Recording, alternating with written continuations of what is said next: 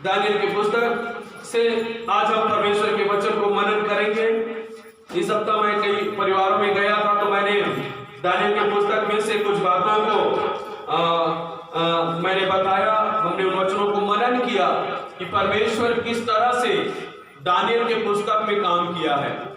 Daniel का पुस्तक Bible का एक मुख्य पुस्तक है जहां पर परमेश्वर ने बड़े अद्भुत और अनोखी बातों को प्रकट किया है। हालेलुया।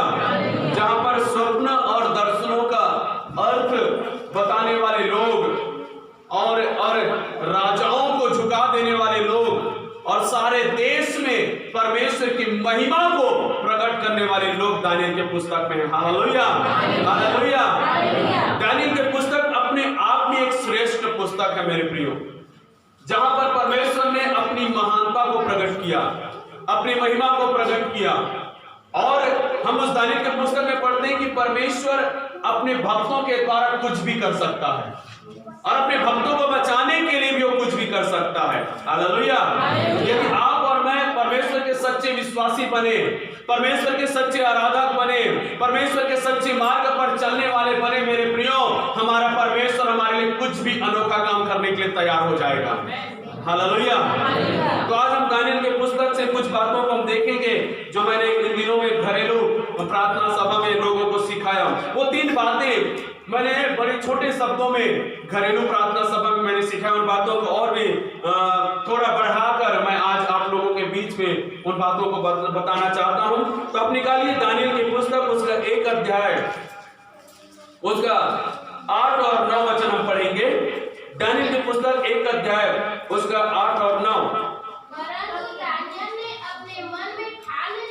दानियल ने अपने मन में ठान लिया कि वह राजा का भोजन खाकर और उसके पीने का दाख मधु पीकर अपवित्र न हो।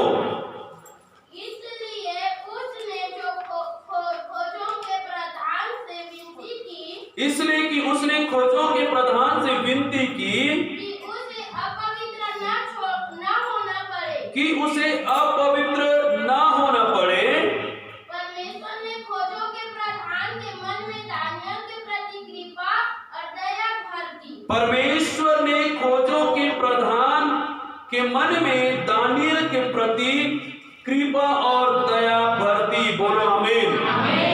देखिए कितना अद्भुत बात यहाँ पे हम पढ़ते हैं कि परमेश्वर ने अपने भक्त, अपने विश्वासी के प्रति एक अविश्वासी के मन में कृपा और दया भर दिया। हालेलुया।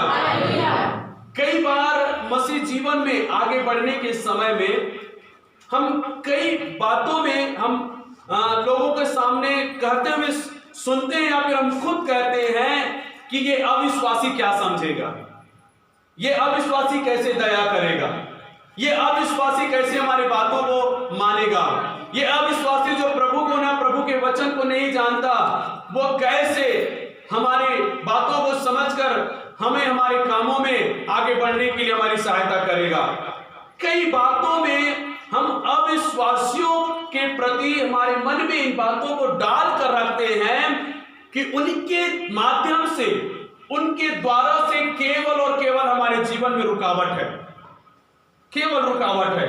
इसलिए हम उनसे बातें करना नहीं चाहते, समझाना नहीं चाहते, उनके साथ मिलकर रहना नहीं चाहते और उनके द्वारा कई कार्यों को करने के लिए हम तैयार नहीं होते। क्यों? क्योंकि हम सोचते हैं कि वो कैसे समझेंगे, हम तो परमेश्वर के लोग हैं, हम समझेंगे, हम सह लेंगे, लेकिन अविश्वासी कैसे समझेगा, कैसे जानेगा।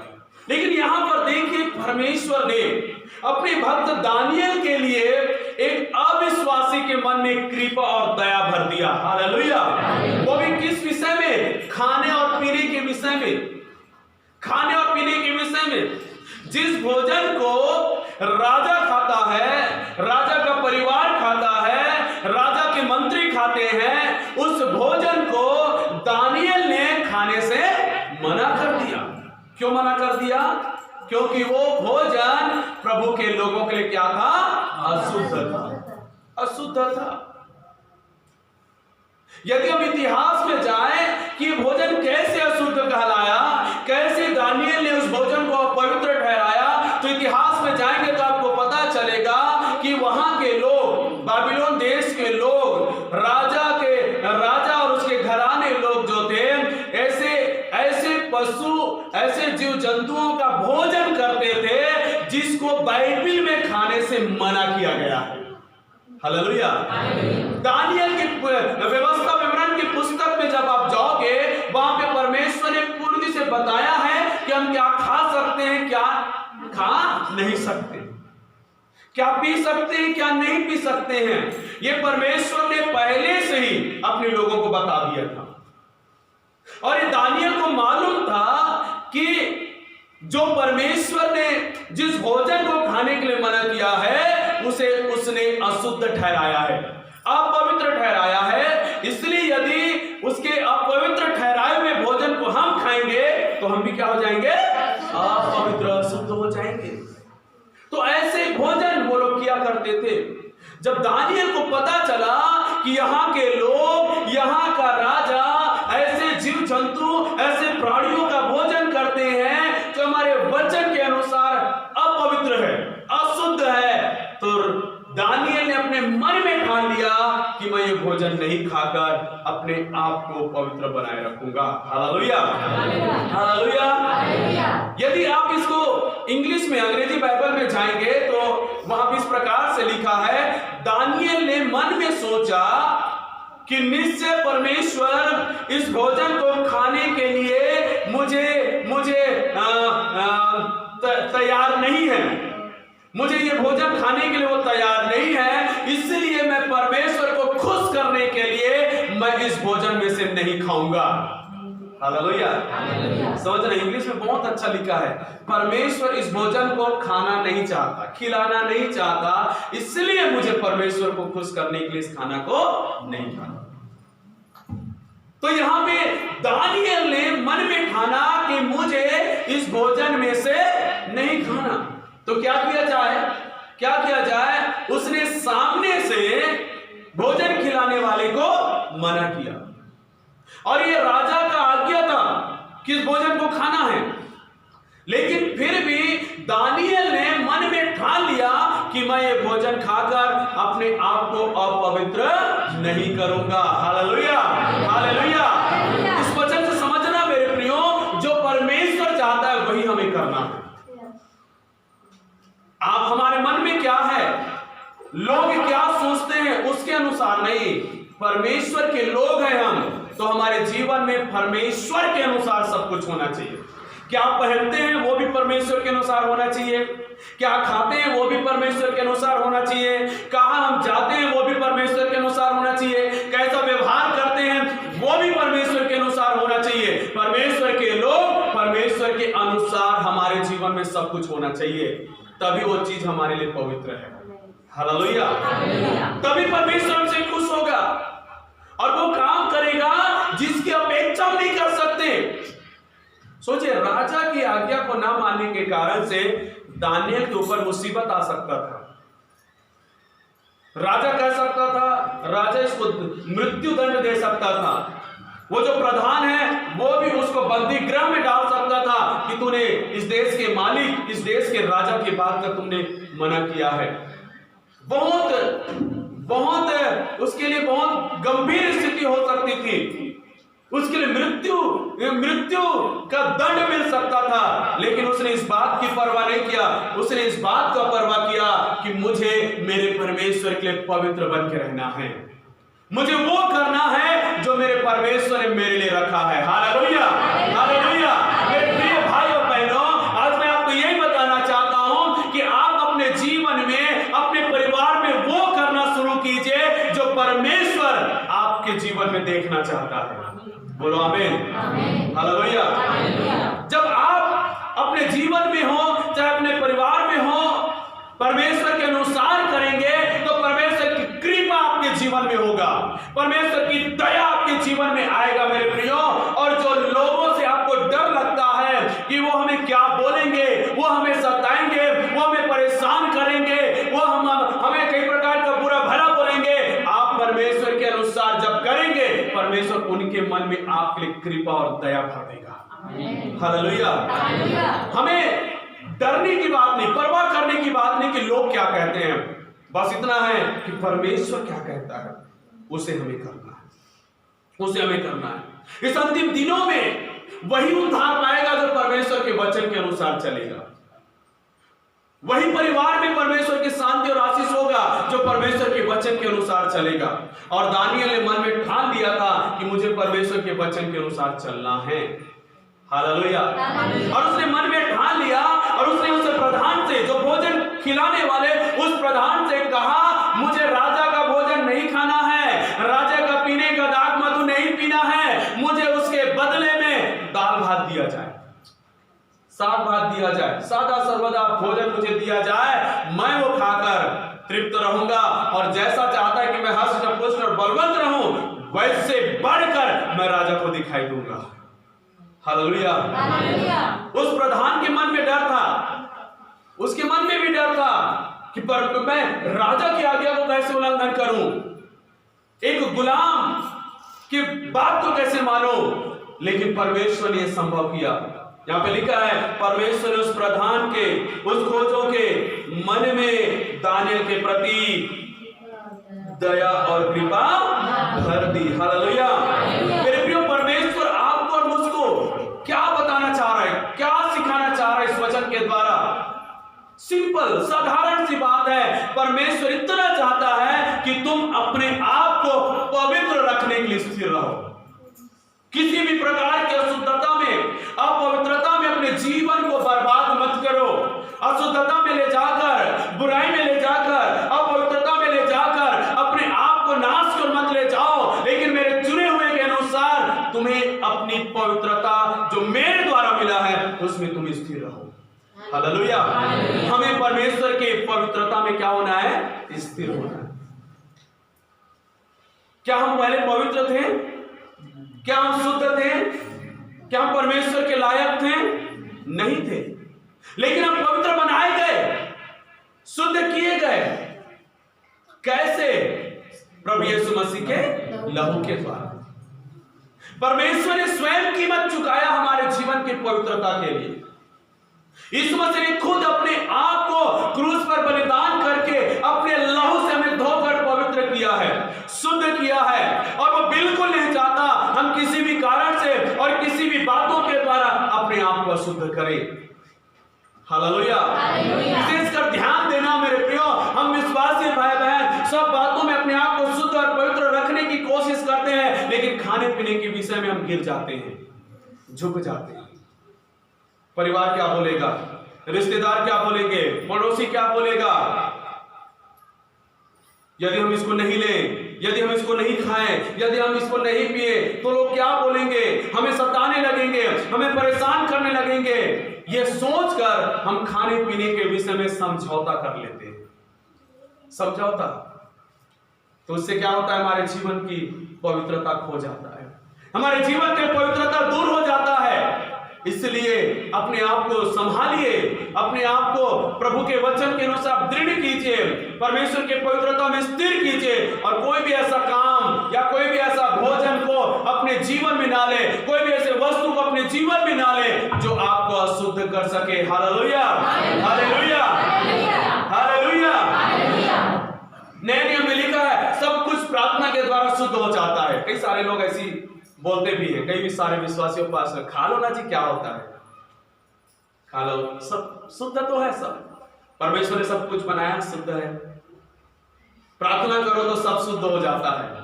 सही बात है, प्रार्थना करो तो सब शुद्ध हो जाता है, लेकिन जानबूझकर ऐसे अशुद्ध चीज के लिए प्रार्थना करके खाओगे तो परमेश्वर कैसे आपको ग्रहण करेगा? हालेलुया। जहां कहीं भी आप अनजाने जगह में जा रहे हो, अनजाने परिवार में जा रहे हो, अनजान लोगों के बीच में जा रहे हो, आपको भोजन करना है, आपको नाश्ता करना है, किसी के द्वारा आपके सामने भोजन रखा जा रहा है, आपको मालूम नहीं है कौन सा भोजन है, आप जरूर उसके प्रार्थना कर, शुद्ध करके उसको खा लीजिए, परमेश्वर उसमें आशीष देगा। हालेलुया। लेकिन जानबूझकर बताया जा रहा है ये ऐसा भोजन है, ये ऐसा वस्तु है, जानबूझकर दिया जा रहा है आपको, उसके बावजूद भी बोलेंगे प्रभु अपने लहू से धोकर शुद्ध कीजिए। कैसे शुद्ध करेगा प्रभु?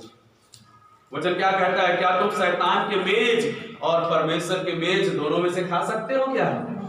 हालेलुया। तो प्रभु की भी रोटी खाओ और शैतान की भी रोटी खाओ, ये नहीं चलेगा। तो मेरे प्रियो, खाने पीने के विषय में दानियल ने मन में ठान लिया कि मैं ये भोजन नहीं खाऊंगा। तो इसके लिए परमेश्वर ने उसके उस निर्णय का सम्मान किया, आदर किया, और परमेश्वर ने क्या किया? उस भोजन खिलाने वाले के मन में उसके प्रति दया और कृपा डाल दिया। Hallelujah, hallelujah. अब यही प्रार्थना करके आपको जाना चाहिए। कहीं आप जाते आते हैं तो चाहे कितने भी बुरा व्यक्ति क्यों ना हो, कितना भी कठोर व्यक्ति क्यों ना हो, कितना भी विरोध करने वाला क्यों ना हो, कितना भी बुरा अविश्वासी क्यों ना हो, आप प्रार्थना के साथ जाएं, अपने मन में ठान लीजिए, परमेश्वर सामने वाले के मन को बदलेगा, उसके सोच को बदलेगा, और वो खुद ब खुद आपका आदर करेगा जो आप चाहते हो करने के लिए। हालेलुया।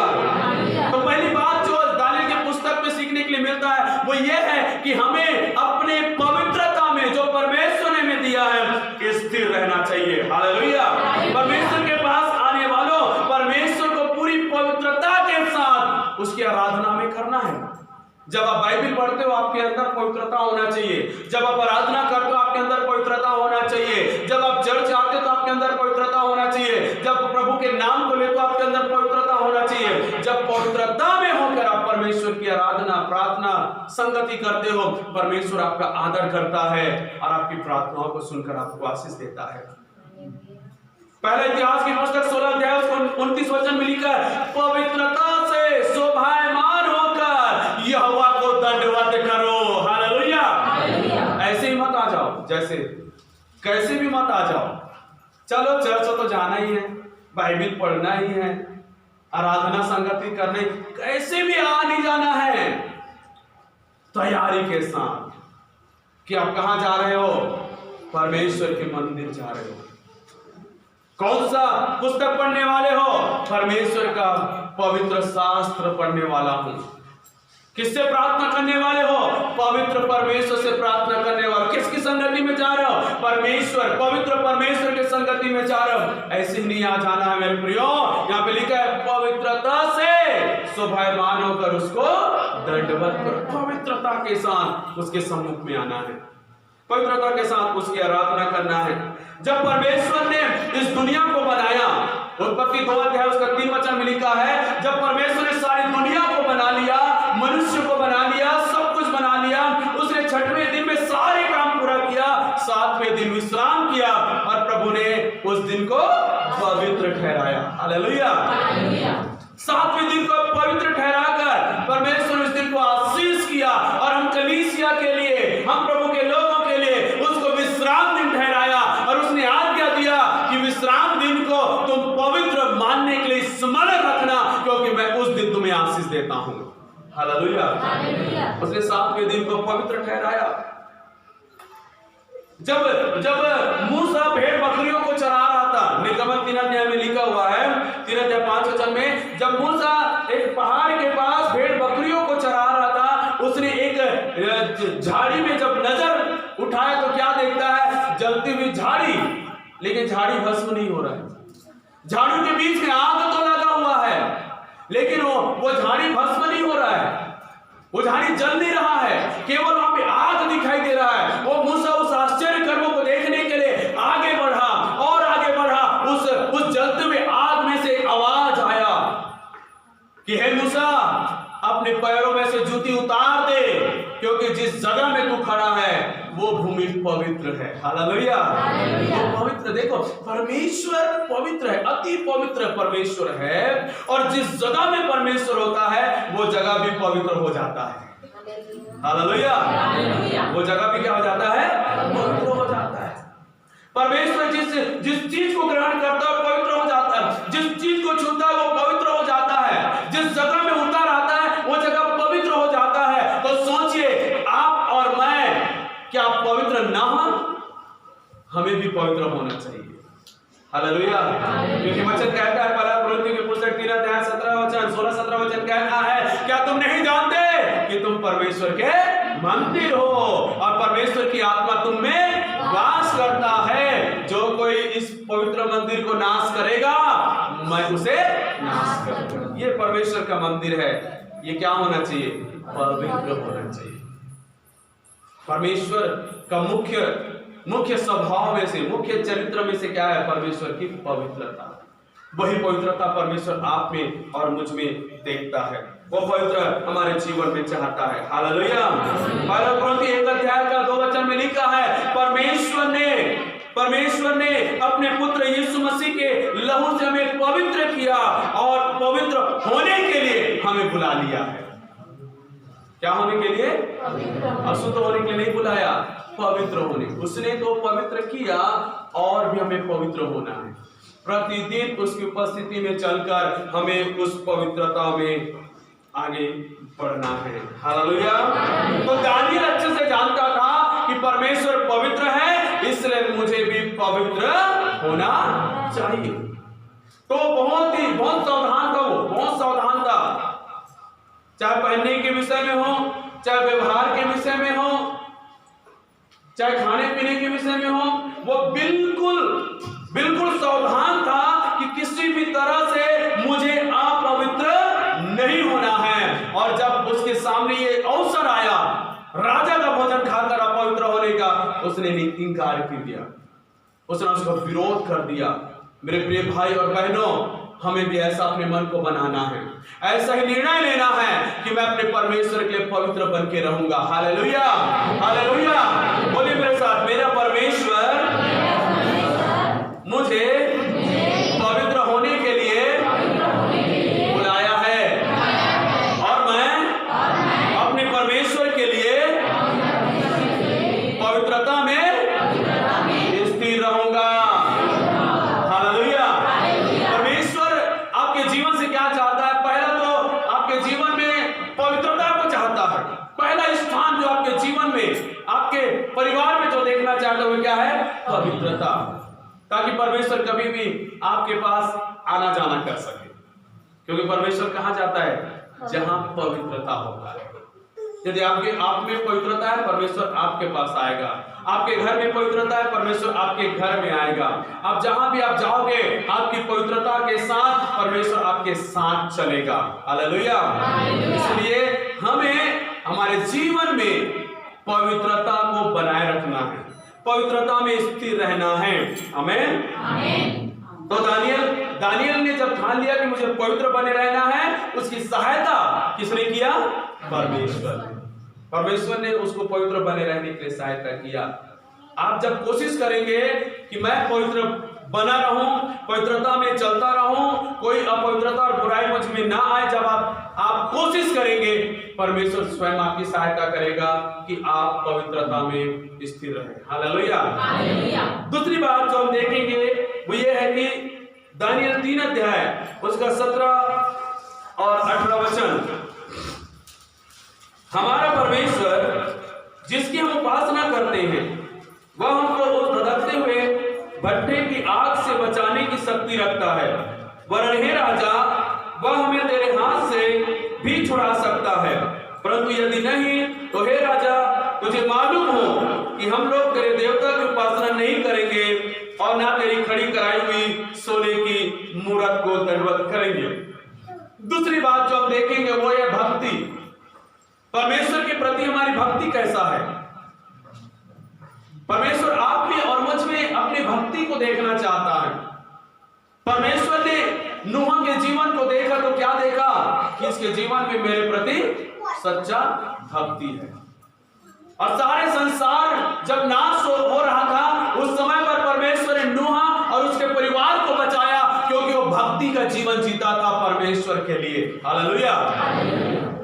परमेश्वर ने हनोक को देखा कि वो भक्ति का जीवन जीता है, धार्मिकता का जीवन जीता है, तो परमेश्वर ने हनोक को उठा लिया स्वर्ग में, उसको और आगे जिंदगी जीने नहीं दिया, मरने भी नहीं दिया, उसको जिंदा ही स्वर्ग में उठा लिया, क्योंकि वो परमेश्वर की भक्ति का जीवन जीता था। अय्यूब के जीवन को जब देखें, वो भी भक्तिमय जीवन में परिपूर्ण था। वो प्रतिदिन प्रति भोर परमेश्वर की भक्ति किया करता था। परिवार को इकट्ठा करके, अपने बेटियों को इकट्ठा करके प्रतिदिन परमेश्वर भक्ति किया करता था मेरे प्रियो, उसके जीवन में जब परीक्षाएं आई, जब शैतान ने उसको और उसके परिवार को नाश करने के लिए आया, सब कुछ बर्बाद करने के लिए आया, तो उसकी भक्ति था जिसे उसने बचाने के लिए उसका ढाल बना, और उसकी भक्ति के द्वारा परमेश्वर ने उसको 2 गुना आशीष दिया। हालेलुया, उसकी भक्ति। दूसरी बात जो परमेश्वर के लिए हमारे जीवन में होना चाहिए वो क्या है? परमेश्वर के लिए सच्चा भक्ति। हमें परमेश्वर की भक्ति करना है, उठते बैठते चलते फिरते हमें अपने परमेश्वर की भक्ति करना है मेरे प्रियो। यहां पर देखिए, शद्रक, मेशक, अबेदनगो, ये 3 परमेश्वर के भक्त हैं। ये तीनों परमेश्वर की अच्छे से भक्ति करने वाले लोग हैं, और ये जानते हैं कि परमेश्वर की भक्ति कैसे करना चाहिए, कैसे उस परमेश्वर को भक्ति करना है, वो जानते हैं। लेकिन बाकी सारे लोग जो थे क्या थे? अविश्वासी। वो लोग इनसे घृणा करते थे, पसंद नहीं करते थे इनको। तीनों ने योजना बनाया इनके भक्ति के जीवन को नाश करना है। इनकी भक्ति जो इनके परमेश्वर के लिए है, उस भक्ति को खत्म करना है। यदि नहीं मानेंगे तो इनको नाश करना है। तो इन्होंने योजना बनाया राजा के द्वारा, और राजा ने बहुत बड़ी सोने की मूर्त को खड़ा कर दिया। बहुत बड़ी मूर्ति बनवाया राजा ने सोने का, और कहा गया कि सारे देश में ढिंढोरा पिटवा दो कि आज से लेकर जब भी बाजे का शब्द सुनाई दे तो सारे देश के लोग जहां कहीं भी होंगे घुटने टेक कर उसको दंडवत करेंगे, उसकी उपासना करेंगे। करके सारे देश में ढिंढोरा पिटवा दिया गया। कोई भी ना तो किसी मनुष्य को दंडवत करेगा, उपासना करेगा, ना तो कोई किसी देवता या ईश्वर की उपासना करेगा, कोई किसी की भक्ति नहीं करेगा। ये खड़ी कराई हुई मूर्त की ही बस भक्ति करना है करके राजा ने सारे देश में ढिंढोरा पिटवा दिया। अब सारे देश के लोगों ने बात को माना क्योंकि राजा से डरते थे, लेकिन इस शद्रक, मेशक, अबेदनगो ने इस बात का इनकार किया। उनके विरोधियों ने आकर देखा कि शद्रक, मेशक, अबेदनगो इसे खड़ी कराई हुई मूर्ति को दंडवत नहीं कर रहा है, खड़ी कराई हुई मूर्ति की उपासना और भक्ति नहीं कर रहा है, इसका आदर नहीं कर रहा है। वो जाकर राजा को चुगली किए कि देखिए ये तीन यहूदी हैं जो लोग राजा आपकी बात को नहीं मान रहे हैं, वो लोग आपकी खड़ी कराई हुई मूर्त को भक्ति नहीं दिखा रहे हैं, उसका आदर नहीं कर रहे हैं, उसकी उपासना, उसको दंडवत नहीं कर रहे हैं। राजा गुस्सा में आ गया और राजा ने उन तीनों को अपने पास बुलाया। बुलाने के बाद राजा ने उसको मौका दिया, यदि तुम अब इसकी भक्ति उपासना करने के लिए तैयार हो तो मैं तुम्हें छोड़ दूंगा। उसी समय इन तीनों ने कहा, राजा हम तेरी खड़ी कराई मूर्त को ना तो दंडवत करेंगे ना तो उपासना करेंगे। राजा ने कहा तुम्हें आग के भट्टे में डाल दिया जाएगा। उन्होंने कहा आग के भट्टे में डाल दो तो भी हम उसकी उपासना और भक्ति नहीं करेंगे। हमारा परमेश्वर जीवित है। हालेलुया, हमारा परमेश्वर जीवित है, हमें बचाने वाला है, वो सामर्थी परमेश्वर है, उस आग के भट्टे से हमें बचा सकता है। नहीं बचाएगा तो भी हम उसकी उपासना नहीं करेंगे। हालेलुया। राजा गुस्सा हो गया और भट्टी को 7 गुना बढ़ा दिया गया और उस भट्टे में इन तीनों को डाल दिया गया, उस आग के भट्टे में डाल दिया। अब राजा खुश, मंत्री खुश, उनके विरोध करने वाले लोग खुश कि ये तीनों नाश हो गए, खत्म हो गए, इनकी कहानी, खुश हो गए। लेकिन कुछ ही पल में उनको आग के अंदर क्या दिखाई देता है कि वो लोग चल रहे हैं, टहल रहे, आग के अंदर वो लोग टहल रहे हैं, उस भट्टे में टहल रहे हैं। राजा मंत्री डर गए और उनके साथ उन्होंने एक और व्यक्ति को देखा जिसका रूप परमेश्वर के पुत्र के सदृश्य था। राजा ने कहा हमने 3 मनुष्यों को डाला था, ये चौथा कौन है? क्या वो ईश्वर का पुत्र है? राजा डर गया, उनको बाहर निकलवाया और सारे देश में ढिंढोरा पिटवा दिया। शद्रक, मेशक, अबेदनगो का परमेश्वर ही परमेश्वर है, कोई दूसरा नहीं है। हालेलुया। किसी और में यह सामर्थ नहीं है, कोई और ऐसे विपत्ति से बचाने वाला कोई नहीं करके राजा ने सारे देश में ढिंढोरा पिटवा दिया और कहा इनके परमेश्वर की आराधना करना है। हालेलुया। इनकी भक्ति ने सारे देश में परमेश्वर को महिमा दिलवाया।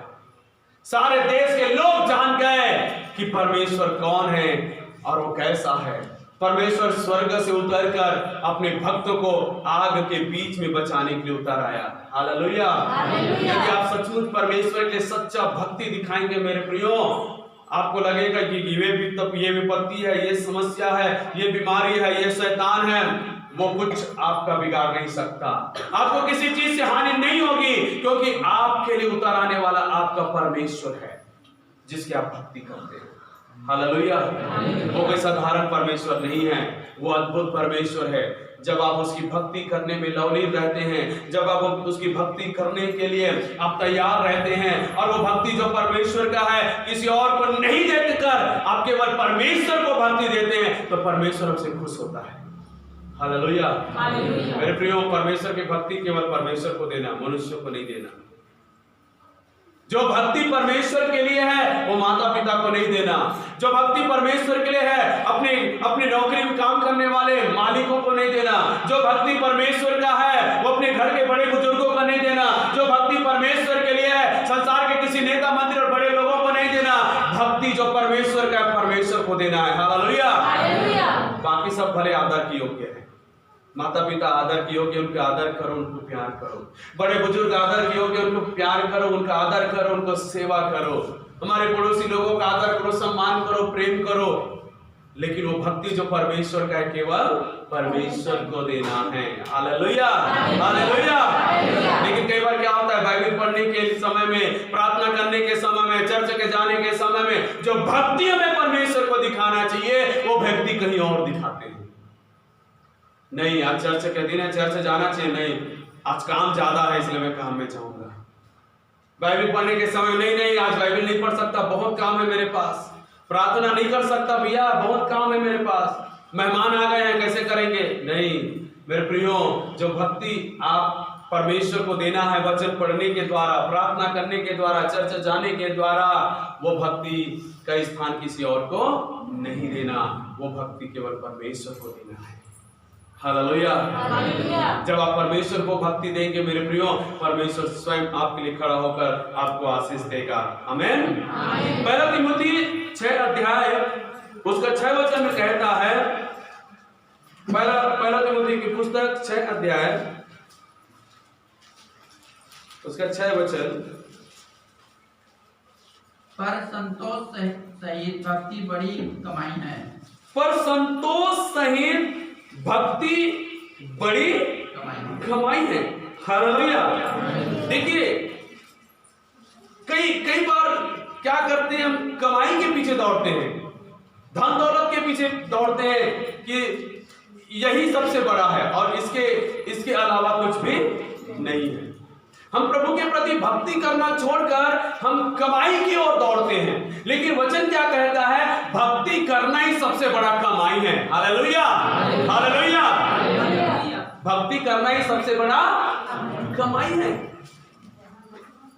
क्योंकि जो संसारिक रीति से आप जो काम करते हो उनका जो नफा फायदा आपको होता है वो संसार के लिए, संसार के साथ खत्म हो जाएगा। लेकिन जो भक्ति की कमाई आपको जो मिलता है वो यहां भी है और वहां भी है, दोनों जगह है। हालेलुया। जब आप परमेश्वर में होकर आप परमेश्वर की भक्ति करते हो, यह सबसे बड़ी कमाई है। चाहे आप कितना भी गरीब हो, कंगाल हो, तुच्छ हो, नीच हो, चाहे कितने भी छोटे क्यों ना हो, मेरे प्रिय यदि आप परमेश्वर की भक्ति करने वाले हो, बड़े से बड़े लोगों से भी बढ़कर आपको, क्योंकि आप भक्ति की कमाई को इकट्ठा कर रहे हैं। क्योंकि सबसे बड़ी कमाई है भक्ति, परमेश्वर के प्रति भक्ति सबसे बड़ी कमाई है। हालेलुया। और आज लोग इस भक्ति की कमाई को ध्यान नहीं देते हैं। नहीं, आज चर्च जाएंगे तो 500 का घाटा हो जाएगा, नौकरी से हमें निकाल देंगे। लेकिन ये नहीं समझते कि परमेश्वर की भक्ति सबसे बड़ी कमाई है। ये संसारिक रीति से जो कमाते, जो पैसा मिलता है उससे क्या मिलता है? थोड़ा कपड़ा, थोड़ा भोजन मिलता है, ये शरीर को जीने के लिए सहारा मिलता है। लेकिन जो भक्ति परमेश्वर के लिए आप करते हो वो आत्मा के लिए है, जो आपको अनंत जीवन के लिए तैयार करता है। Hallelujah, hallelujah. तो वचन क्या कहता है? संतोष सहित भक्ति बड़ी कमाई है। और उसी का 6 अध्याय का उसका 11 वचन क्या कहता है? हाँ पढ़िए पढ़िए। पर हे परमेश्वर के जन, हे परमेश्वर के जन, तू इन बातों से भाग और धर्म और भक्ति, विश्वास, प्रेम, धीरज और नम्रता का पीछा कर। हालेलुया। कहता है संसारिक चीजों से भाग, जिसके द्वारा तुम्हें आत्मिक तौर से या परमेश्वर से कोई आशीष नहीं मिलने वाला, या वहां भी इससे द्वारा कोई प्रतिफल नहीं मिलने वाला, उन चीजों से भाग। लेकिन क्या कर? भक्ति का पीछा कर। हालेलुया। पीछा कर। उसका पीछा करने का मतलब क्या होता है? उसका साथ नहीं छोड़ना, वो जहां तक जाता है उसके पीछे पीछे जाना और देखना ये क्या कर रहा है, कहां जाता है, कैसे चलता है, कैसे जीता है, ये है पीछा करना। जासूस लोग करते हैं ना पीछा, लेकिन जासूस लोग बिना बताए पीछा करते हैं। तो जासूस लोग पूरा बायोडाटा निकालते हैं एक व्यक्ति का, कि कब खाना खाता है, कब नहाता है, कब सोता है, कब उठता है, कब कहां जाता है, कब जॉगिंग में जाता है, कब किससे मिलता है, सारे बायोडाटा एक जासूस निकाल लेता है एक व्यक्ति का। उसका पीछा कर गुप्त तरीके से। यह वचन क्या कहता है? भक्ति का पीछा कर, परमेश्वर की भक्ति का पीछा कर। हालेलुया। सारी बातों को किनारे करो जो संसार की है, वो हमारे पीछे आएगा और हम परमेश्वर के भक्ति के पीछे जाएं। हालेलुया। मत्ती 6:33 कहता है सबसे पहले परमेश्वर के राज्य और धार्मिकता का पीछा कर, तब सारी वस्तुएं जो तुम्हें चाहिए तुम्हें दे दिया जाएगा, तुम्हारे जीवन के साथ जोड़ दिया जाएगा। यदि सरल भाषा में देखा जाए तो कहता है परमेश्वर के भक्ति का तू पीछा कर और बाकी जो चीजें हैं वो तुम्हारे पीछा करेगा। हालेलुया। हम संसार के पीछे जाने से परमेश्वर पीछे नहीं आएगा, परमेश्वर के पीछे जाने से संसार की सारी चीजें हमारे पीछे आएगी। हालेलुया। लेकिन उल्टा हो रहा है ना, परमेश्वर के पीछे तो जाना है लेकिन हम किसके पीछे जा रहे हैं? संसार। इसलिए परमेश्वर भी हमें नहीं मिल रहा है, संसार का सुख शांति भी हमें नहीं मिल रहा है। लेकिन यदि हम परमेश्वर के पीछे चले तो परमेश्वर तो हमें प्राप्त हो रहा है, साथ ही साथ संसार की चीजें अपने दिशा बदलकर वो हमारे पीछे आना शुरू हो जाएगा। हालेलुया। यहाँ पे वचन कहता है क्या कर? भक्ति का पीछा कर।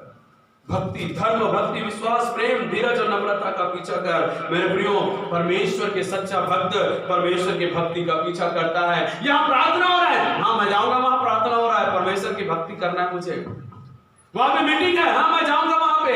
आज चर्च लग रहा है, हाँ मैं जाऊंगा वहां पे। हाँ यहाँ पास्टर भी आ रहा है, मैं जाऊंगा वहां पे। हाँ वहां पे लोग बैठकर इकट्ठे होकर प्रभु की बातें कर रहे हैं, मैं जाऊंगा वहां पे। ये भक्ति का पीछा करना है। हालेलुया। रविवार पे एक बार आके, रविवार पे एक दिन आके 2 घंटा बैठ जाना बस भक्ति नहीं है। कई लोग सोचते हैं ना सोमवार से शनिवार जियो जिंदगी, रविवार को 2-2.5 घंटे जाकर बैठ जाओ, हो गया भक्ति। ये नहीं है। भक्ति मतलब क्या होता है? प्रतिदिन करने वाला एक क्रिया होता है। हालेलुया। चर्च के दिन चर्च में, परिवार के घर में रहते तो घर में, परिवार में रहते तो परिवार में, नौकरी में रहते तो नौकरी में, जहां कहीं भी रहते हो हर जगह में आपको परमेश्वर की भक्ति करना है। जब भक्ति करोगे परमेश्वर आपको देखेगा। हालेलुया। और दूसरा तिमोथी 3:12 में लिखा है जो भक्ति का जीवन जीना चाहता है उनके ऊपर सताव होगा। आसान बात नहीं परमेश्वर के लिए भक्ति का जीवन जीना। वचन कहता है उनके प्रति क्या होगा? सताव होगा, क्योंकि अब वो संसार के अनुसार नहीं, किसके अनुसार जी रहा है? परमेश्वर। पढ़ लीजिए, आप पढ़ सकते हो, दूसरा तिमोथी 3:12 वचन।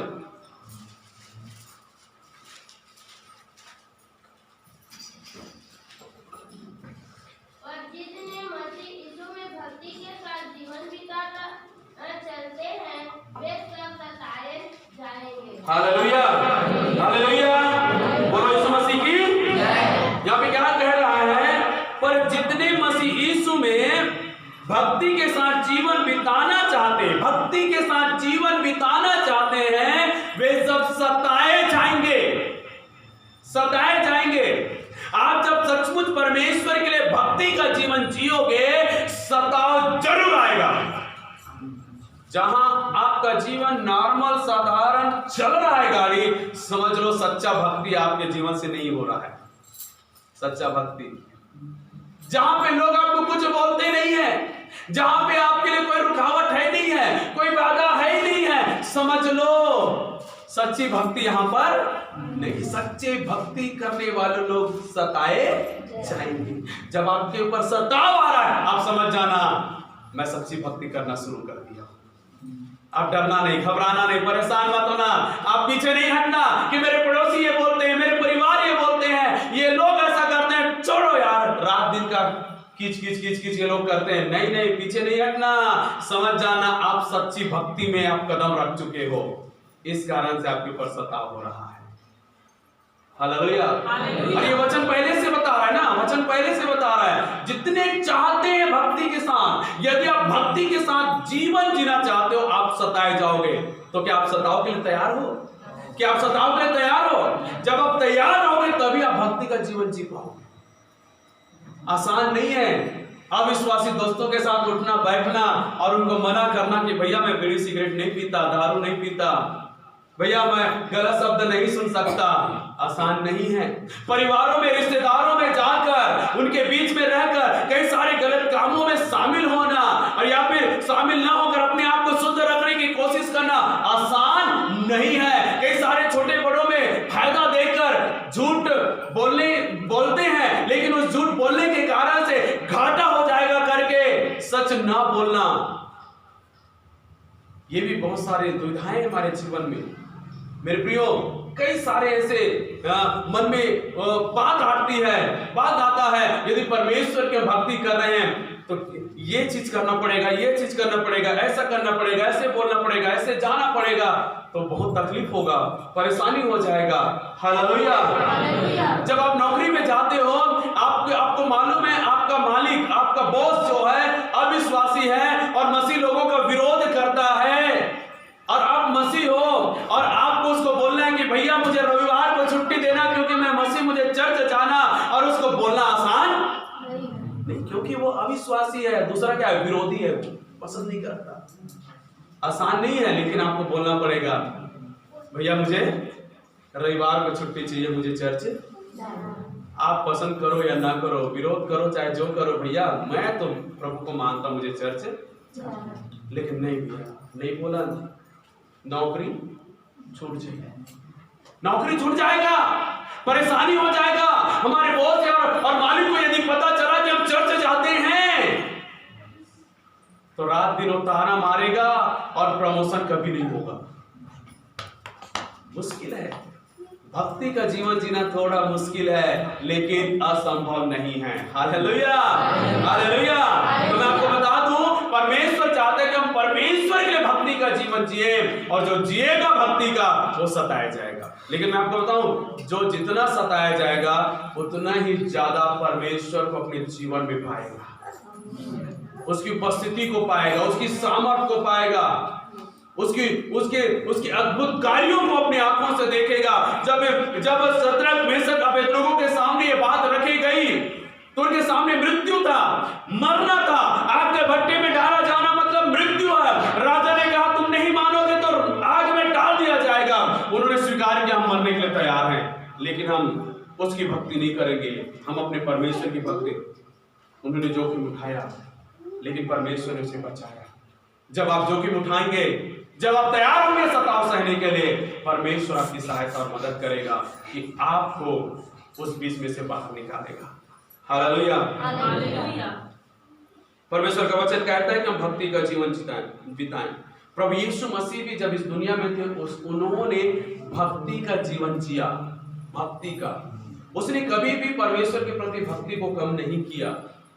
आप इब्रानी 5 अध्याय 7 वचन यदि आप पढ़ोगे, वहां पे साफ साफ लिखा है, यीशु मसीह अपने देह में रहने के दिनों में, अपने शरीर में रहने के दिनों में दुख उठा उठाकर, आंसू बहा बहाकर उसने परमेश्वर की आज्ञा मानना सीखी, और उसकी भक्ति के कारण उसकी प्रार्थना को परमेश्वर ने सुना। Hallelujah, hallelujah. किस कारण से? उसकी भक्ति के कारण परमेश्वर ने उसकी प्रार्थना को सुना। आपकी और मेरी प्रार्थना को उत्तर ना मिलना यह भी एक कारण है कि हमारी प्रार्थना में भक्ति नहीं है जो परमेश्वर के लिए होना चाहिए। यीशु मसीह स्वयं परमेश्वर है, परमेश्वर का पुत्र है, उसको क्या जरूरत है भक्ति दिखाने के? क्योंकि उसको भक्ति लोगों से चाहिए, उसको थोड़ा भक्ति चाहिए, वो तो परमेश्वर है। हालेलुया। लेकिन जब इस दुनिया में आया तो क्या बनकर आया? वो मनुष्य। तो मनुष्य बनकर आया, उसने मनुष्यों को दिखाया, मनुष्यों को सिखाया कि मनुष्य परमेश्वर की भक्ति कैसा करना चाहिए। उसके लिए आंसू बहाना है तो बहाना पड़ेगा, दुख उठाना है तो उठाना पड़ेगा, लेकिन भक्ति जो परमेश्वर का है उसको देना पड़ेगा। यीशु ने भक्ति के साथ प्रार्थना किया और उसकी प्रार्थना सुनी गई। Hallelujah, hallelujah. मेरे को हो सकता है कुछ ज्यादा अच्छा प्रार्थना करने नहीं आता, हमें अच्छा से बाइबल पढ़ना नहीं आता, वचन का ज्ञान नहीं हमारे पास, हो सकता है हमको ज्यादा कुछ समझ में भी नहीं आता, लेकिन एक बात है, जब आपके जीवन में परमेश्वर के लिए सच्चा भक्ति होगा, परमेश्वर आपकी टूटी फूटी प्रार्थनाओं को भी सुन लेगा। हालेलुया। जब आपके जीवन में परमेश्वर की भक्ति होगा, आप परमेश्वर के आशीषों में धनवान हो जाओगे, जब परमेश्वर की भक्ति आपके जीवन में होगा। हालेलुया। तो परमेश्वर की भक्ति में स्थिर होना। तीसरी बात और अंतिम बात जो हम दानियल की पुस्तक से सीखने जा रहे हैं वो है दानियल 6 अध्याय उसका 10 वचन।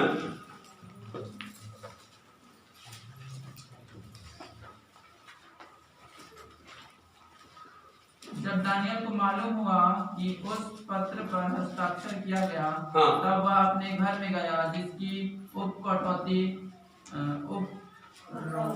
कोठरी में की खिड़कियां यरूशलेम की ओर खुली रहती है, और अपनी रीति के अनुसार जैसे वह दिन में 3 बार अपने परमेश्वर के सामने घुटने टेककर प्रार्थना और धन्यवाद करता था, वैसे ही तब भी करता रहा। दानियल अपनी रीति के अनुसार जैसा वह दिन में 3 बार अपने परमेश्वर के सामने घुटने टेक कर प्रार्थना और धन्यवाद करता था, वैसा ही तब भी करता रहा। आमीन। यहाँ पे तीसरी बात जो देखते हैं, प्रार्थना में स्थिर होना, प्रार्थना में स्थिर बने रहना। किसी भी कारणवश हमारे जीवन में प्रार्थना रुकना नहीं चाहिए। आपने जब यीशु मसीह को जाना और उस समय से जब आपने प्रार्थना करना शुरू किया है, आपकी प्रार्थना लगातार चलते रहना चाहिए। हालेलुया। वो रुकना नहीं चाहिए, वो कम होना नहीं चाहिए, प्रार्थना खत्म नहीं होना चाहिए। आपकी प्रार्थना लगातार आपके जीवन से होते रहना चाहिए। हालेलुया। प्रार्थना सुना जाए या ना सुना जाए, प्रार्थना होते रहना चाहिए। परमेश्वर चाहता है कि आप और मैं प्रतिदिन घुटने में आकर, अपने बिस्तर में आकर, अपने कमरे में आकर, अपने कोठरी में आकर, जहां कहीं हम जहां रहते हैं उस जगह में हम परमेश्वर से प्रार्थना करते रहे। Hallelujah, hallelujah. ये दानियल प्रार्थना का व्यक्ति है और ये दिन में 3 बार प्रार्थना करता है। हालेलुया। बहुत ही कम लोग होंगे जो 3 बार प्रार्थना करते होंगे दिन में, बहुत ही कम लोग होंगे जो दिन में 2 बार प्रार्थना करते होंगे। ज्यादातर लोग 1 बार प्रार्थना करते हैं।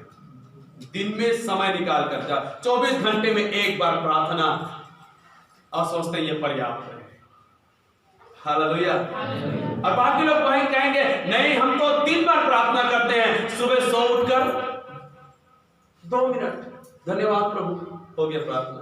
रात में सोने से पहले धन्यवाद प्रार्थना, हो गया दूसरा बार, और 1 बार बीच में खाने के लिए, पीने के लिए, कहीं आने जाने के लिए। ऐसा नहीं है, ये तो एक सिंपल साधारण प्रार्थना है आपके जीवनचर्या के लिए। लेकिन सही मायने में जो आपके जीवन से जो प्रार्थना होना चाहिए वो क्या है कि आप समय निकालकर आप एक जगह बैठते हैं और आप चाहे मिनटों हो, चाहे घंटों हो, चाहे और घंटों हो, आप प्रार्थना में ज्यादा से ज्यादा समय बिताते हैं, जिसमें आप अपने लिए, परिवार के लिए, कलीसिया के लिए, पास्टर के लिए, अपने देश के लिए, सारी बातों के लिए आप परमेश्वर से प्रार्थना करते हो। दानियल राजभवन का एक सबसे बड़ा अधिकारी था। दानियल सबसे बड़ा अधिकारी, और उस अधिकारी के पास समय नहीं होता है, उसको राजभवन का कामकाज निपटाना है। उसके बावजूद भी दानियल ने नियम बना के रखा था कि दिन में 3 बार प्रार्थना करना है, तो सुबह वो तो प्रार्थना करता था घंटों बैठकर, जब काम में जाता था, राज भवन में वो काम कर रहा है, जैसा घड़ी देखा कि मेरा प्रार्थना का समय हो गया है, अपना काम को छोड़कर वापस घर में आता, फिर प्रार्थना करता, प्रार्थना खत्म करके फिर काम में जाता, फिर शाम को अपना काम खत्म करके आता, तब फिर प्रार्थना करता।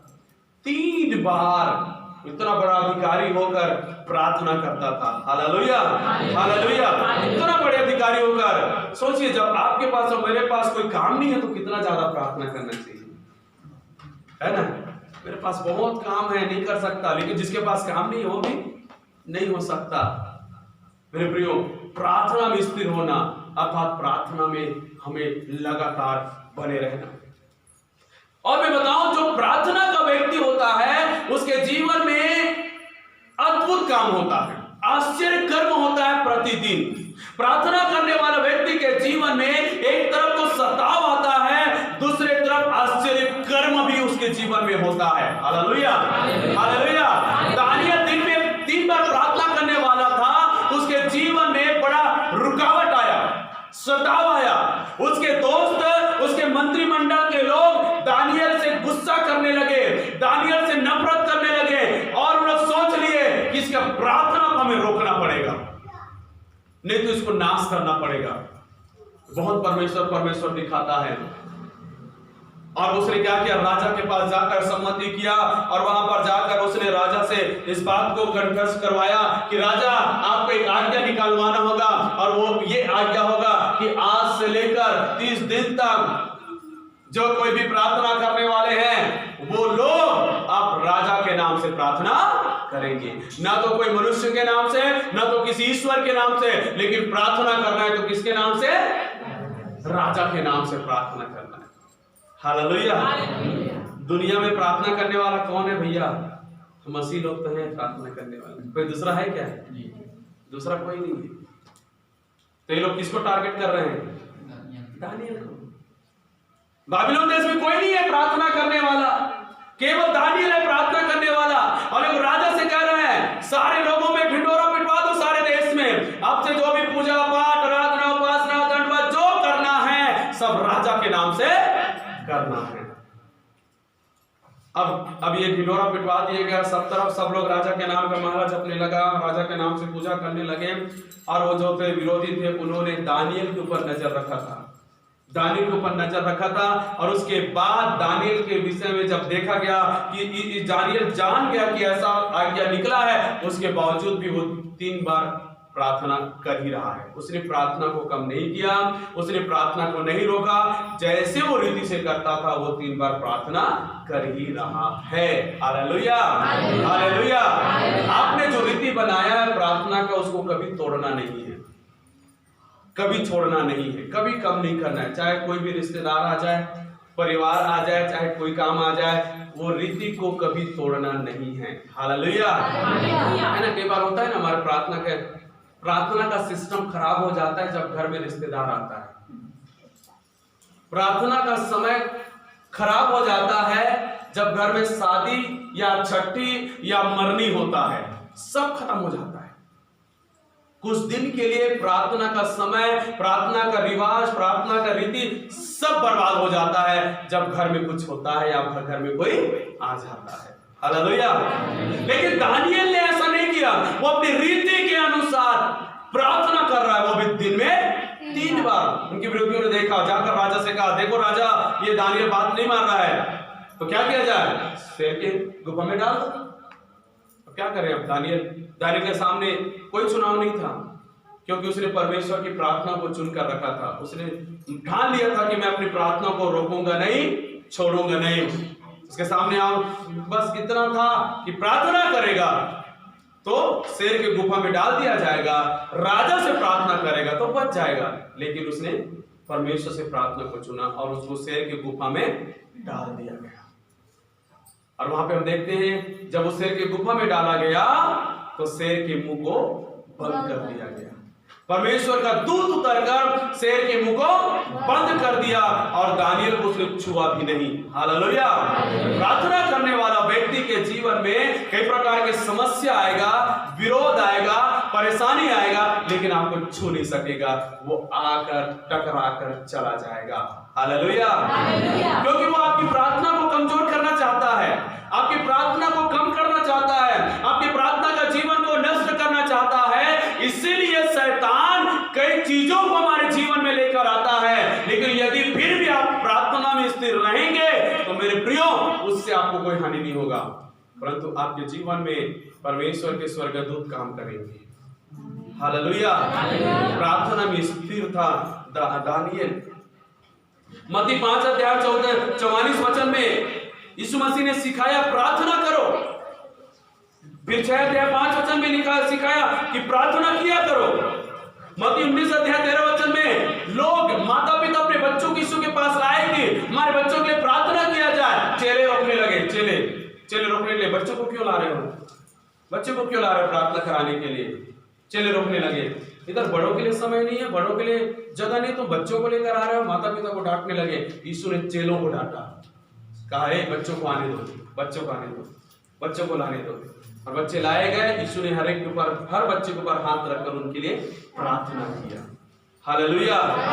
प्रार्थना यीशु मसीह ने सारे लोगों के लिए किया और वो चाहते हैं कि हम भी प्रार्थना करने वाले बने और हमारे बच्चों को भी प्रार्थना में लेकर आए। हालेलुया।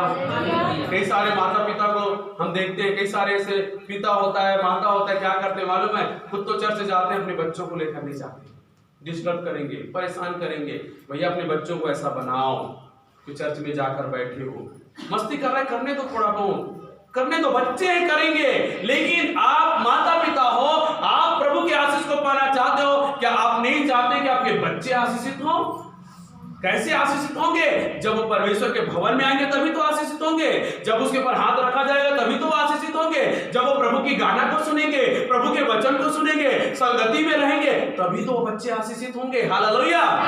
बचपन में हम उस बच्चे को प्रभु के पास नहीं ला रहे हैं। बच्चे जब बड़े हो जाएंगे, हम चर्च में आके रोएंगे और कहेंगे हमारे बच्चों के लिए प्रार्थना करो, क्योंकि हमारे बच्चे बिगड़ गए हैं। कई लोग नहीं कराते अभी भी प्रार्थना। क्यों? क्योंकि आपने जिस समय में बच्चा सीखना चाहिए, जिस समय में बच्चा चर्च में रहना चाहिए, उस समय में आपने बच्चे को नहीं लाया। जिस समय में बच्चे आना नहीं चाहते, उस समय में लाना चाहते हो, तो कैसे आएगा?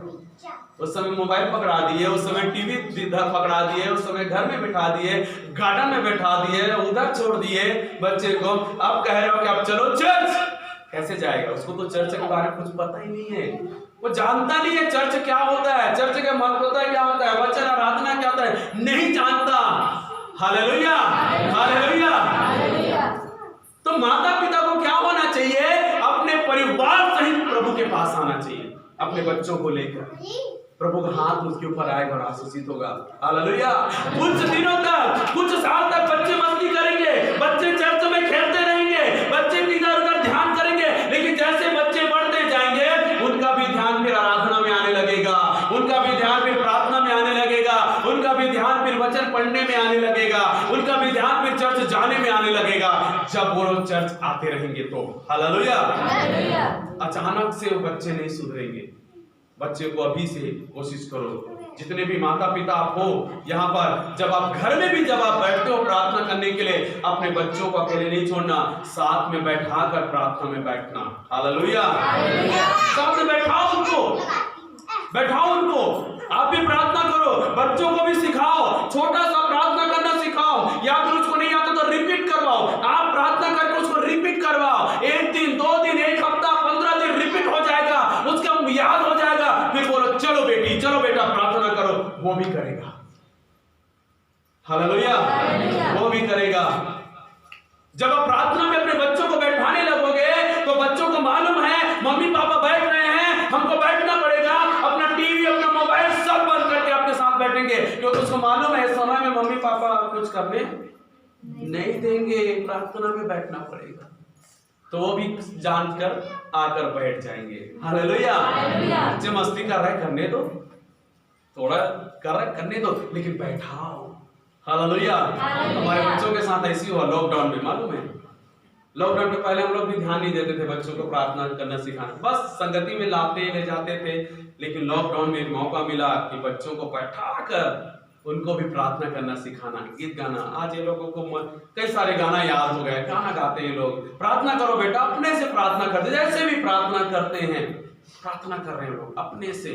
अब जब घर में प्रार्थना करने के लिए परिवार बैठते हैं तो उनको मालूम है बैठना पड़ेगा, तो सब कुछ किनारे, इधर आओ प्रार्थना बैठना, सब छोड़कर बैठेंगे। भले मस्ती करते बैठेंगे लेकिन बैठेंगे। चल बेटी प्रार्थना कर, प्रार्थना कर, चल बेटा प्रार्थना कर, करते हैं।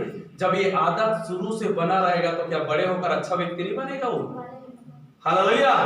बड़ा होकर क्या आपके समान नहीं बैठेगा वो? हालेलुया। तो बच्चों को लाया गया तो माता पिता को कौन मना कर रहा है? चेले मत लाओ, डिस्टर्ब करेंगे। लेकिन इसने कहा लेकर आओ और बच्चों को बड़ा आशीष दिया। हालेलुया। मैं आपको बताऊं, जब चर्च में आपके बच्चे चाहे प्रार्थना करते हो या ना हो, आराधना करते हो या ना, वचन समझ में आता या ना हो, चर्च में आया ना, आशीष पाकर ही हो जाएगा। हालेलुया। बच्चों के जीवन में आशीष होता है। मत्ती 21:13 प्रभु ने कहा मेरा घर प्रार्थना का घर कहलाएगा। हालेलुया। ये चर्च को क्या नाम दिया है प्रभु यीशु मसीह ने? प्रार्थना का घर। ये घर भी क्या है? प्रार्थना का घर है। हमारा शरीर भी तो परमेश्वर का घर है, हमारा शरीर भी तो परमेश्वर का मंदिर, परमेश्वर का घर है। तो ये भी क्या होना चाहिए? प्रार्थना का घर। तो प्रार्थना के घर में प्रार्थना होना चाहिए कि नहीं होना चाहिए? हालेलुया। तो आपको प्रार्थना करना है, प्रार्थना करना है, जितना आता है जैसा आता है आपको प्रार्थना करना चाहिए। हालेलुया।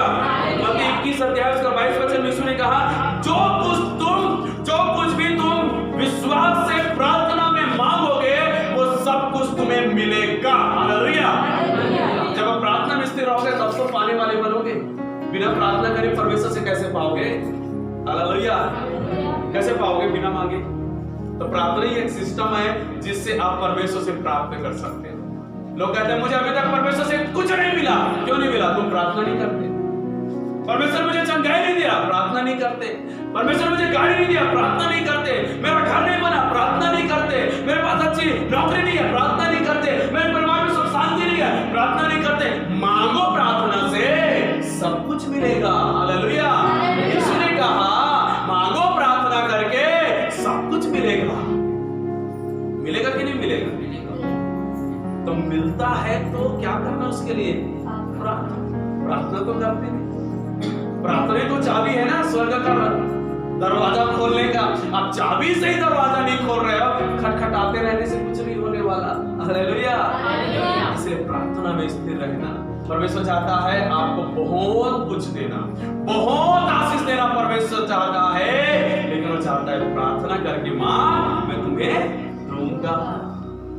हालेलुया। इस नए साल में मेरे प्रियो हम एक निर्णय लें कि हम प्रार्थना करने वाले व्यक्ति बनेंगे, प्रार्थना में स्थिर रहने वाले व्यक्ति बनेंगे। हालेलुया। कब तक हम दूसरों से प्रार्थना कराते रहेंगे मेरे प्रियो? हम खुद भी प्रार्थना करने वाले बनेंगे। हालेलुया। जब दूसरों की प्रार्थना करने से आशीष हमें मिला है, यदि खुद भी प्रार्थना करने लगे तो कितना अधिक हमें आशीष मिलेगा? मिलेगा कि नहीं मिलेगा? इसलिए तीसरी जो बातें यहाँ पे हमने दानियेल के पुस्तक में सीखते हैं, प्रार्थना में स्थिर रहना, प्रार्थना कम नहीं करना, प्रार्थना नहीं छोड़ना। तो 3 बातों को हमने सीखा। पहला क्या है? पवित्रता में स्थिर होना, पवित्रता में स्थिर रहना। दूसरी बात क्या है? भक्ति में स्थिर रहना। तीसरी बात क्या है? प्रार्थना में स्थिर रहना। जब ये आपके जीवन में होगा तो बड़े से बड़े काम भी परमेश्वर करने के लिए तैयार होगा। बड़े से बड़े विपत्ति, बड़े से समस्या, नुकसान आपके जीवन में आने के लिए होगा, परमेश्वर संभालेगा, परमेश्वर बचा लेगा। जैसे दानियेल को शेर के गुफा में बचाया, शद्रक मेशक अबेदनेगो को आग से बचाया, मेरे प्रियो परमेश्वर आपको भी बचाएगा। जब आपके जीवन में परमेश्वर के लिए पवित्रता होगा, परमेश्वर के लिए भक्ति होगा, परमेश्वर में प्रार्थना होगा, परमेश्वर बचाएगा। हालेलुया। आइए अपनी आंखों को बंद करें मेरे प्रियो, अपनी आंखों को बंद करें, परमेश्वर के सामने समर्पण करें। निर्णय लें हालेलुया कि मैं परमेश्वर के वचन के अनुसार जो दानियेल के पुस्तक में आज पढ़ा गया, दानियेल के पुस्तक से जो हमने सीखा है, वैसे ही अपने आप को बनाने के लिए परमेश्वर के हाथों में समर्पण करें। परमेश्वर के हाथों में समर्पण करें, अपने आप को परमेश्वर के हाथों में समर्पण करें। हालेलुया। Thank you Jesus. सब अपने आप को बंद करें, सिरों को झुकाएं। परमेश्वर को थोड़ी देर धन्यवाद करें मेरे प्रियो। परमेश्वर को भक्ति करना बहुत अच्छा लगता है। भक्ति करने वाले लोग परमेश्वर को बहुत अच्छा लगता है। आइए हम परमेश्वर की भक्ति में अपना जीवन बिताएं। आइए परमेश्वर की पवित्रता में अपना जीवन बिताएं। आइए प्रार्थना में अपना जीवन बिताएं और परमेश्वर आपके लिए बड़ा बड़ा काम करेगा। हालेलुया। पिता परमेश्वर, आज के वचनों को प्रभु मैं तेरे लोगों के जीवन के लिए मैं यीशु के नाम से घोषणा करता हूँ। प्रभु होने दे कि जैसा दानियल के पुस्तक में हमने तेरे दास दानियल को, शद्रक, मेशक और अबेदनगो को देखा प्रभु, कि वो आपके लिए कैसे जीवन बिताए प्रभु, हमें भी वैसा ही जीवन बिताने वाला बना प्रभु। प्रभु अब से हमारे जीवन संसारिक तौर से ना होने पाए। अब से हम संसारिक तौर से प्रभु जी अपनी बुद्धि, अपने समझ के अनुसार चलने वाले ना बने, लेकिन तेरे वचन के अनुसार चलने वाला हमें बना। प्रभु यीशु मसीह, आपने अपने लहू से हमें पवित्र किया है और हमें पवित्रता में स्थिर रहने के लिए सहायता कर। प्रभु जी आपने हमें अपनी भक्ति करने के लिए चुना है, सहायता करके हम प्रतिदिन तेरी भक्ति करें प्रभु जी। प्रभु तूने कहा है जो कुछ तुम विश्वास से प्रार्थना में मांगोगे वो तुम्हें मिलेगा। प्रभु होने दे कि हमारे जीवन में जो आशीष परमेश्वर आपसे चाहिए हम सबको प्रार्थना करने वाला बना प्रभु। सारे लोग प्रार्थना करने वाले बन जाएं, कोई भी बिना प्रार्थना के ना रहे। किसी के जीवन में प्रार्थना की कमी ना हो, किसी के जीवन में प्रार्थना ना छूटने पाए, लेकिन प्रार्थना हर एक के जीवन में बना रहे यीशु के नाम से। प्रभु इन तीन बातों को मैं तेरे लोगों के जीवन में घोषणा करता हूँ। परमेश्वर में पवित्र बने रहे, परमेश्वर में भक्ति करने वाले बने रहे प्रभु, और परमेश्वर में हम प्रार्थना करने वाले बने रहे प्रभु। जो लोग आज इस वचन को सुनकर विश्वास कर रहे हैं, इस वचन को ग्रहण कर रहे हैं, समर्पण कर रहे हैं, आज सबके जीवन में तेरी आशीष होने लगे और प्रभु तेरा वचन के जीवन में पूरा हो। पिता हम धन्यवाद करते हैं इस सुंदर समय के लिए जो आपने हम सबको दिया है। सुंदर वचन के लिए धन्यवाद। सारी महिमा, आदर, गौरव प्रभु यीशु मसीह आपको मिले। प्रभु यीशु के सामर्थ्य नाम में इस प्रार्थना को मांगते हैं। सुन और दया से कबूल कर स्वर्ग के पिता। आमीन।